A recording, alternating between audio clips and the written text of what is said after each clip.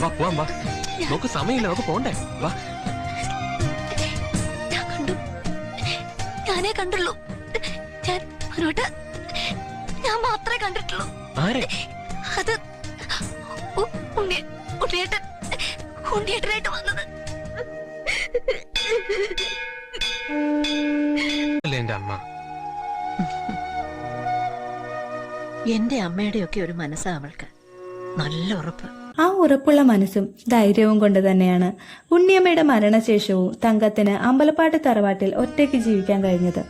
ഉണ്ണിയമ്മയുടെ വേർപാടിന്റെ വേദന ഉള്ളിലൊതുക്കി ആരുടെയും മുന്നിൽ തളരാതെ തങ്കം ആ തറവാട്ടിൽ തന്നെ തുടർന്നു. തങ്കത്തിന്റെ ഒറ്റപ്പെടൽ മനസ്സിലാക്കിയ മനുവും ബാലാമണിയും ബാലമാമയെയും തങ്കത്തെയും ഒന്നിപ്പിക്കുന്നു. തങ്കത്തിനെയും ബാലനെയും ഒന്നിപ്പിക്കുന്നതിൽ ബന്ധുക്കൾക്ക് എതിർപ്പ് പ്രകടിപ്പിച്ചു. പക്ഷേ തങ്കത്തിന്റെ ജീവിതത്തിൽ ഒരു കൂട്ട് വേണമെന്ന് മനസ്സിലാക്കിയ മനുവും ബാലാമണിയും ആ തീരുമാനത്തിൽ നിന്നും പിന്മാറിയില്ല. കേശവൻ നായർ ഇപ്പോഴും അമ്പലപ്പാട്ട് തറവാട്ടിൽ തന്നെയുണ്ട്. ഉണ്ണിയമ്മയുടെ മരണശേഷം തറവാടിന്റെ പല കാര്യങ്ങൾക്കും താങ്ങായി നിൽക്കുന്നത് കേശവൻ നായരാണ്. ഇതിനിടെ കുമ്പിടി അസുഖത്തെ തുടർന്ന് ആശുപത്രിയിലായിരുന്നു. ആ സമയത്ത് കുമ്പിടിക്ക് താങ്ങായ ആശുപത്രിയിൽ കൂടി ഉണ്ടായിരുന്നത് ശകുന്തളയാണ്. ഉണ്ണികൃഷ്ണന്റെ ജീവിതവും സന്തോഷകരമായി മുന്നോട്ട് പോവുകയാണ്. വിവാഹം കഴിഞ്ഞ ഉണ്ണികൃഷ്ണൻ അമ്മയെയും കൂടെ കൂട്ടി. ദേശാമണി അമ്മാളുടെ മരണശേഷം പാറുക്കുട്ടി അമ്മയും കാർത്തിയാനി അമ്മയും മക്കളുടെ കൂടെ അവരുടെ വീട്ടിലേക്ക് പോയി. ബാലാമണിക്ക് മാത്രം സ്പർശിച്ചറിയാൻ കഴിഞ്ഞ ആ ദൈവിക ശക്തി തന്നെയായിരുന്നു അവളുടെ ജീവിതത്തിലെ ഏറ്റവും വലിയ അനുഗ്രഹം. ആ ശക്തി തന്നെയാണ് മനുവിനെയും കൊടുത്തത്. ഉറങ്ങിക്കിടന്ന ബാലാമണി ഗുരുവായൂരപ്പനെ സ്വപ്നം കാണുന്നു. കണ്ണു തുറന്ന ബാലാമണി ഗുരുവായൂരപ്പനെ കാണണമെന്ന ആഗ്രഹം മനുവിനോട് പറയുന്നു.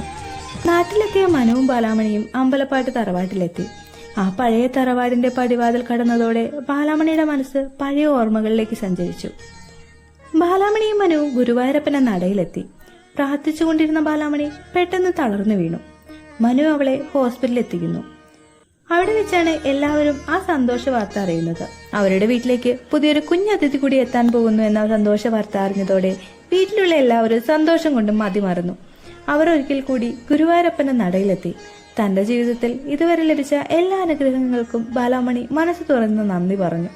അതേസമയം ബാലാമണി മാത്രം തൊട്ടറിഞ്ഞ ആ ദൈവിക ശക്തി അവളുടെ അരികിലൂടെ കടന്നു പോകുന്നത് അവൾ തിരിച്ചറിഞ്ഞു. ബാലാമണി എത്ര ദൂരെയായാലും ഗുരുവായൂരപ്പന്റെ സാന്നിധ്യം എപ്പോഴും അവൾക്കൊപ്പമുണ്ടെന്ന് അവൾ തിരിച്ചറിയുന്നു.